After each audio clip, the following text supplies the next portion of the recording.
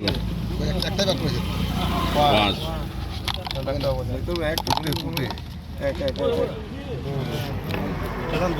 এই তো দুই হবে কি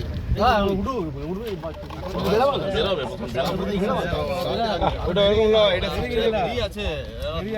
ভিডিওটা ওরকম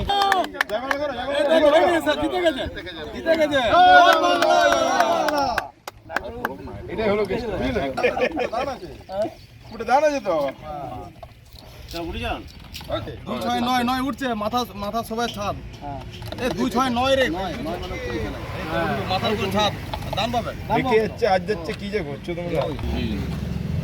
আমার নিচে নেমে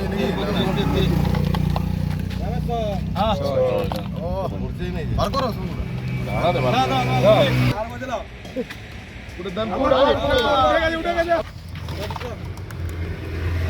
চার ব্লক প্রেসিডেন্টকে দাও একটা 43 দুই ছয় কত হচ্ছে 51 51 49 51 রে কাছাকাছি কি আছে গো সাত মাস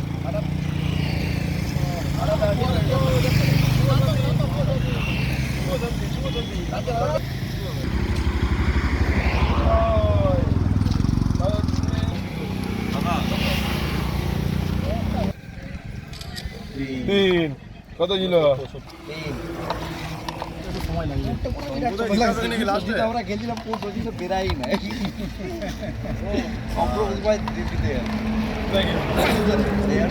আমরাই করছি তো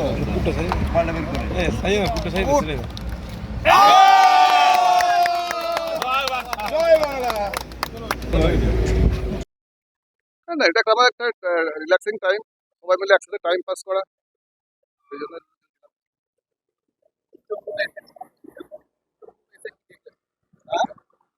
না বাঁকুড়ার স্ট্রং রুমের নিরাপত্তা নিয়ে আমরা স্যাটিসফাইড আমি তো সব ওটা ওয়েস্ট বেঙ্গল ঘুরে দেখছি না কিন্তু আমরা এখানে মোটামুটি আমরা রোজই আসছি দেখছি স্ট্রং রুম বা যা সিসি ক্যামেরা আছে সবগুলো ঠিকঠাক ফাংশনিং এবং স্ট্রং রুমে আমরা গিয়ে দেখি আমরা সিকিউরিটি নিয়ে আমরা স্যাটিসফাইড হ্যাঁ রেগুলারই কথা হচ্ছে আমরা তো রোজই এখানে মোটামুটি সকালে একবার আসি এই টাইমটা আর মোটামুটি বিকেলে 6:30 থেকে শুরু করে 10টা 10:30 পর্যন্ত আমরা এখানে থাকি একসাথে সবাই মিলে থাকি মাঝখানে একবার স্ট্রং রুমে ঢুকি রাউন্ড দিয়ে আসি তারপর আবার এখানে একসঙ্গে বসে থাকি আমাদের দলের সিনিয়র লিডারশিপ আমাদের কর্মীরা এবং আমি নিজে দলের জেতার ব্যাপারে আমরা সবাই মোটামুটি 100% কাটে সব কটা সিট নেই বাঁকুড়া সিট নয় সব কটা সিট সেরকম কিছু আমাদের কাছে মনে হয়নি। 23 তারিখ প্রথম দফার নির্বাচন হয়েছে, সময়টা অনেক দিন। 29-এ নির্বাচন হয়েছে, 4 তারিখ গোনা হবে, সময়টা তো পার করতেই হবে। এবং আমাদের কর্মী সমর্থক সমস্ত সবাই মিলে আমরা একটা জায়গায় বসি এবং আমরা বসে তো সময়টা পার করতে গেলে লুডো খেলতে হবে, ক্রাম খেলতে হবে। আমরা প্রতিনিয়ত খেলি এবং নানা আড্ডা মারি এখন। এবং তার সাথে সাথে আমাদের ছেলেরা যারা স্ট্রং রুমে আছে তাদের মনোবল বাড়ানো হয়, তার জন্য আমাদের এখানে থাকা। স্ট্রং রুমে দেখুন সমস্ত দলেরই কর্মী সমর্থকরা আছে, স্ট্রং রুমে সবাই থাকে। স্ট্রং রুমে সকলেই দেখছে যাতে পরীক্ষা দিয়েছি পরীক্ষার রেজাল্ট ঠিকঠাক যাতে হয়, সবাইকার কনফিডেন্সই ওখানে ব্যাপার আছে। সবাই নিজের নিজের যাতে ঠিকঠাক সমস্ত জিনিসটাই পেরিয়ে যায় 4 তারিখ পর্যন্ত।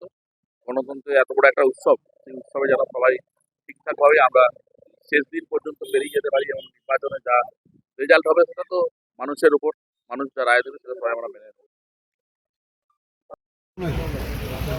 লাস্টে যে ঢুকালে না আমাদেরকে সেই পরে খাবে তোমরা আবার ঢুকো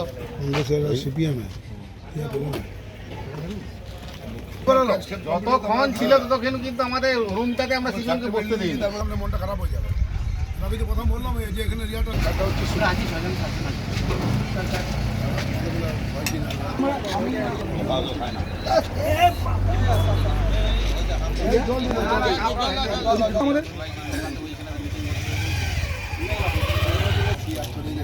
বাটলাকে এরকম করে বলো, বাটলা বাটলা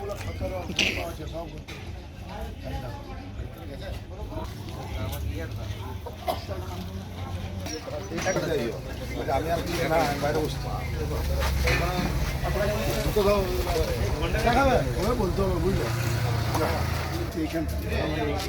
তোমাদের 2 নম্বরে না আমি এখানে যেদিনকে আসি যে আমাদের এখানে যে আমাদের কাউন্টিং জায়গাতে যেখানে আমাদের সমস্ত বাস্করা রয়েছে, সেখানে আসি, এসে গল্প করি, চাটা খাই, মুড়ি টুড়ি খাই, ভিতরেও যাই, কর্মীদের আমাদের যারা আছে ওখানে তাদের সঙ্গে কথাবার্তা বলে আমি বাড়ি। এখানে যিনি আমাদের প্রধান, এই যে নিত্যানন্দ পতিয়ার রয়েছেন, এই মণ্ডলী ভোট গণনা ওনারই এখানে বাড়ি, ওনার জিএস রয়েছেন, আরও এই জায়গার বাঁকুড়া 2 নম্বরের কার্যকর্তা রয়েছেন। আমরা সেই বিষয়ে নিশ্চিত, আমাদের কোনো অসুবিধা নেই। ভালোই দেখাচ্ছে, ওটা কোনো অসুবিধা নেই।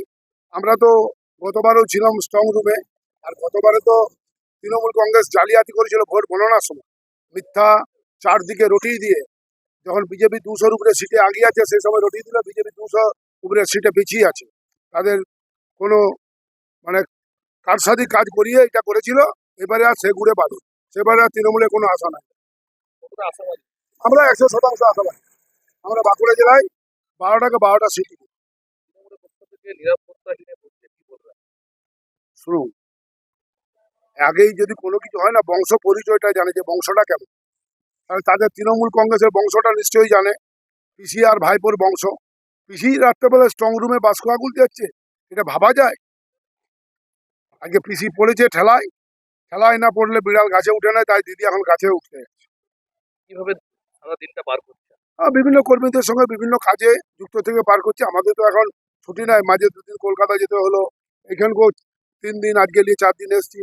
আসানসোলে মিটিং আছে, আগামীকালও আমাদের কার্যক্রম আছে, সেইভাবে কেটে যাচ্ছে। দেখুন, আমরা তো ভোটটা করিয়েছি, আমরা সারাটা বছর মানুষের পাশে থেকে মানুষের কাজ করি। তাহলে মানুষ যখন দু হাত তুলে আশীর্বাদ বা মানুষের রায় দিচ্ছে, সেটা একটা সুরক্ষিত জায়গায় আছে। সেটাকে দেখভাল করা বা তার তদারকি, আমি একজন প্রার্থী বলে এটা তো আমার কর্তব্য নিয়ত সব সময়। সেটা তো দেখতেই পাচ্ছেন, আপনারা তো মিডিয়ারা বুঝতে পারছেন যে দ্বিতীয়বার ভোটে নারীদেরকে ছেড়ে কথা করেনি, ছোট বাচ্চা তার উপরে লাঠিচার্জ করেছে। মানুষ ভোট দিবার জন্য মানুষ দু হাত তুলে বা মানুষ স্বতঃস্ফূর্ত ভাবমূর্তি নিয়ে লাইনে দাঁড়িয়েছে, তাতেও মানুষকে লাঠিচার্জ করা হয়েছে। 110% জয়ী হয়ে গেছে। সালতোড়া বিধানসভার মানুষ আমাকে দু হাত তুলে আশীর্বাদ দিয়ে দিয়েছে।